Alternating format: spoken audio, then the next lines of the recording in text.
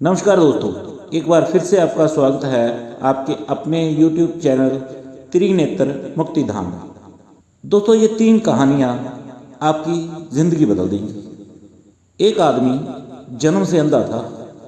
तकरीबन 30 वर्ष बाद अचानक उसको दिखने लगा। वह एकदम हैरान था। वह लड़खड़ाने लगा। उसको अपने घर का रास्ता भी याद नहीं आ रहा था। ताज्जुब की बात है, जब उसे दिखाई देता था तो वह आसानी से अपने घर चला जाता था।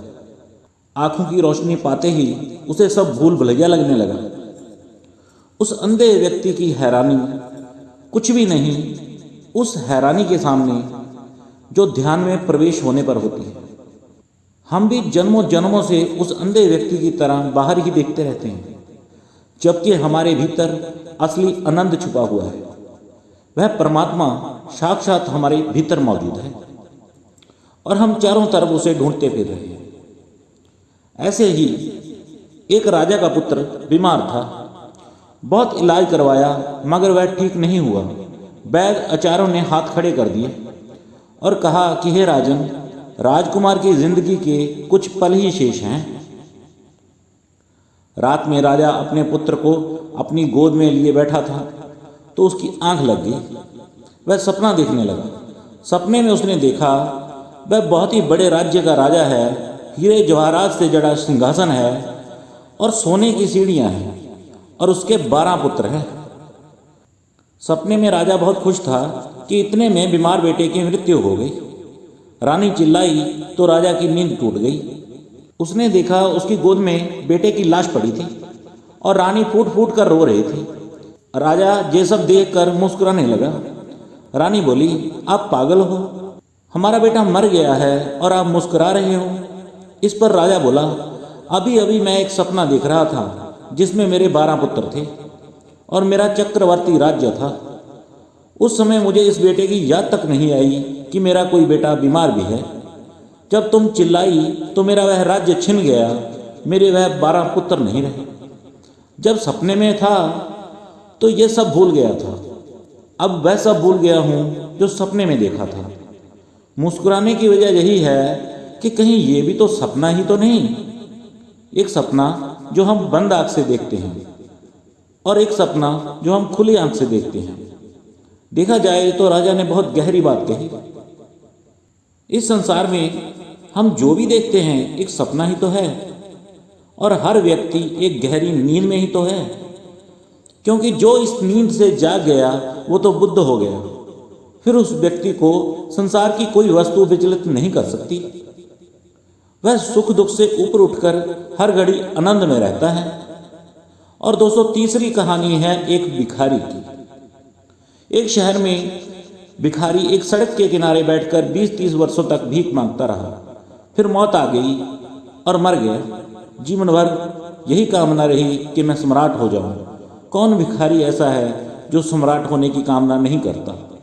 जीवन भर हाथ फैलाए खड़ा रहा रास्तों पर, लेकिन हाथ फैलाकर एक एक पैसा मांगकर कभी कोई सम्राट हुआ है? मांगने वाला कभी सम्राट हुआ है?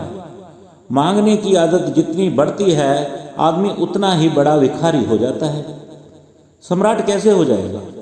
जो 25 वर्ष पहले छोटा भिखारी था 25 वर्ष बाद पूरे नगर में प्रसिद्ध भिखारी हो गया था, लेकिन सम्राट नहीं हुआ। फिर मौत आ गई। मौत कोई फिक्र नहीं करती। सम्राट को भी आती है, भिखारियों को भी आती है। सच्चाई शायद यही है कि सम्राट थोड़े बड़े भिखारी होते हैं, भिखारी जरा छोटे सम्राट होते हैं। क्या फर्क होता होगा? भिखारी मर गया तो शहर के लोगों ने उसकी लाश को उठाकर फेंकवा दिया। फिर उन्हें लगा कि 25 वर्ष एक ही जगह बैठकर भीख मांगता रहा। सब जगह गंदी हो गई। गंदे चिथड़े फैला दिए, टीन टप्पर बर्तन भांडे फैला दिए हैं, सब फेंकवा दिए। फिर किसी को ख्याल आया कि 25 वर्ष में जमीन भी गंदी कर दी होगी। थोड़ी जमीन उखाड़ कर थोड़ी मिट्टी साफ कर दें।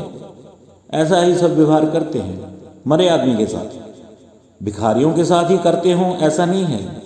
जिसको प्रेमी कहते हैं उसके साथ भी यही व्यवहार होता है। उखाड़ दी, थोड़ी मिट्टी भी खोद डाली। मिट्टी खोदी तो नगर दंग रह गया। भीड़ लग गई। सारा नगर वहाँ इकट्ठा हो गया।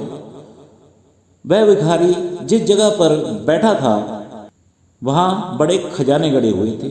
सब कहने लगे कैसा पागल था, मर गया पागल, भीख मांगते मांगते। जिस जमीन पर बैठा था वहाँ बड़े हंडे गड़े हुए थे जिनमें बहमुल्ल हीरे जवाहरात थे, स्वर्ण अशर्फियाँ थी। वह सम्राट हो सकता था, लेकिन उसने वह जमीन ना खोदी जिस पर वह बैठा हुआ था। वह उन लोगों की तरफ हाथ पैसारे रहा जो खुद ही भिखारी थे, जो खुद ही दूसरों से मांग मांग कर ला रहे थे।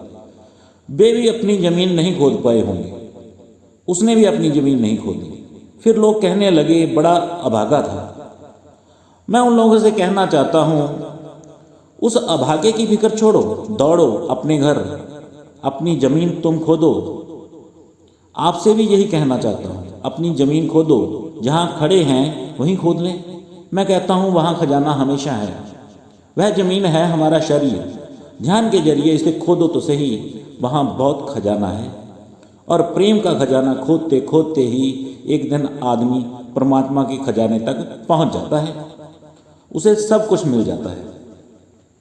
ध्यान के अलावा और कोई रास्ता न कभी था, ना है और ना ही हो सकता है। तो आज के लिए इतना ही।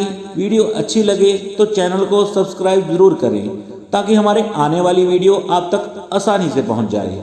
भगवान जी आपको हमेशा खुश रखें। नमस्कार दोस्तों।